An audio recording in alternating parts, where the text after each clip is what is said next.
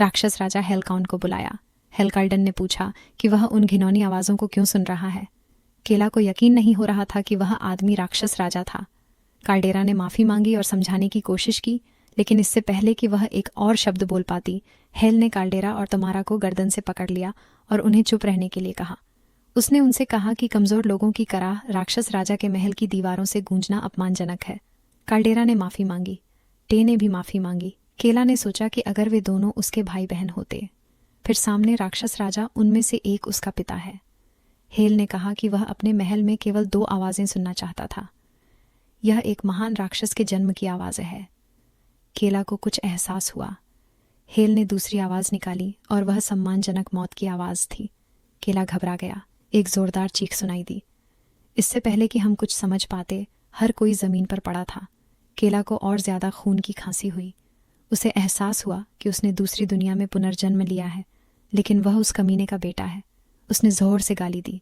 वह बस इतना ही सोच पाया कि यह वास्तव में राक्षस राजा ही था, सभी से बाहर। केला, जो उस समय एक बच्चा था, रोया जब कैलाडेरा ने कांटे से उसकी आंख को छेदा। उसकी माँ ने उसके साथ सहानुभूति जताई। फिर उसने अपनी माँ को यह भी बताया कि ते ने उसके खाने में जहर मिला दिया था। उसकी माँ ने सुझाव दिया कि वह उन्हें एक राक्षस की तरह बदला चुकाए। केला ने जवाब दिया कि अगर उसने ऐसा किया तो सेलेरा और टर्मी उसे मार देंगे। उसकी माँ ने जवाब दिया कि उसे केला के मरने से पहले बस उन्हें मारना होगा। केला ने रोना बंद कर दिया। उसकी माँ ने उसे बताया कि केला के पिता ने उसके 12 भाइयों को मार डाला और महान बन गया राक्षस राजा। उसका कहना है कि अगर कोई उसे मारने की कोशिश करता है तो उसे पहले उसे मार देना चाहिए। उसकी माँ ने एक खंजर निकाला। फिर उसकी माँ ने उसे यह दिखाने के लिए चाकू मारा और उसे बताया कि एक राक्षस को ऐसा ही होना चाहिए। केला जोर से रोया। उसकी माँ ने उससे पूछा कि क्या वह समझ गया है। वर्तमान समय में वापस केला चीखते हुए जाग गया।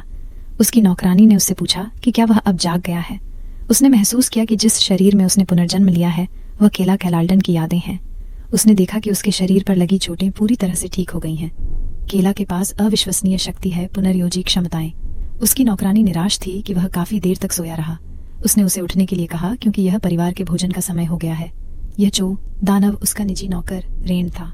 केला अपने अन्य भाई बहनों की तुलना में बहुत डरपोक था, इसलिए उसे हमेशा तिरस्कृत किया गया। उसे एक याद है जब उसकी नौकरानी ने उसे एक पार्टी में पहनने के लिए कपड़े दिए थे, जब उसके भाई के नौकरों ने उसके भाई को कपड़े पहनाए थे। उसकी नौकरानी ने उसे चिढ़ाते हुए कहा कि वह उसके कपड़े पहनने में उसकी मदद कर सकता है। तब केला ने जवाब दिया कि वह अपने कपड़े खुद पहन लिए। उसने उससे कहा कि उस दिन उनका काम कंबल साफ करना है। केला उलझन में था क्योंकि वह जानता था कि नौकरानी के तौर पर यह उसका काम था।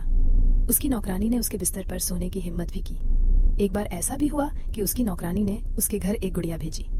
नए केला ने अपने मन में पुराने केला को कोसा क्योंकि उसने खुद को राक्षस राजा के बेटे को नौकर द्वारा डराए जाने दिया। उसने इसके बारे में सोचा। उसकी मुट्ठी भींची हुई थी। जब उसे एहसास हुआ कि केला को उस पूरे समय असहाय रूप से धमकाया गया था, तो उसने कहा, उसे लगा कि उस जगह पर उसका जीवन उसके पिछले जीवन से अलग नहीं है।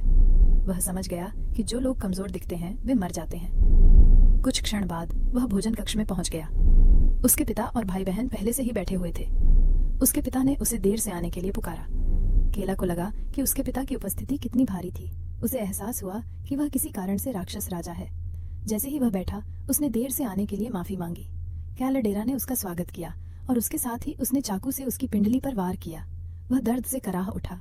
सेल्डेरा ने कहा कि केला वह इतना ऊर्जावान नहीं लगता, इसलिए उसे और खाना चाहिए। केला को नहीं पता था कि अगर उन्हें पता चल गया कि वह कौन है तो क्या होगा, इसलिए उसने खुद को रोकने की कोशिश की। उसने बस जवाब दिया, समझ गया, धन्यवाद। उसने सूप खाया। उसे एहसास हुआ कि यह खाना नहीं बल्कि जहर था। टीएम ने उसे बताया कि सूप खास तौर पर उसके लिए बनाया गया था। उसने उससे पूछा कि क्या उसे यह स्वादिष्ट लगा। केला ने जवाब दिया, हाँ। उसने उन राक्षसों को देखा और वह समझ गया कि वे उसका परिवार नहीं है और वह उन्हें अब और परेशान नहीं होने देगा। उसने दृढ़ निश्चय कर लिया है कि इसके बारे में कुछ करो। वह हमेशा खुद से कुछ हासिल करना चाहता था। उस मानसिकता के साथ उसे एक खेल में सबसे मजबूत मानचित्र डिजाइनर के रूप में स्वीकार किया गया था, लेकिन जब असल जिंदगी की बात आई तो वह कुछ नहीं कर सका। वह फिर कभी असहाय होकर नहीं मरना चाहता। इस बार हमारा लड़का नियंत्रण में रहना चाहता था। वह गंभीर दिख रहा था, जैसे कि कुछ क्लिक हुआ हो। डरपोक चेहरा एक घमंडी मुस्कान में बदल गया था। हमारे लड़के ने फिर हाथ में एक प्लेट पकड़े हुए काल्डेरा को बुलाया और उसने प्लेट उसके चेहरे पर फेंक दी ताकि वह एक मुस्कान ले सके।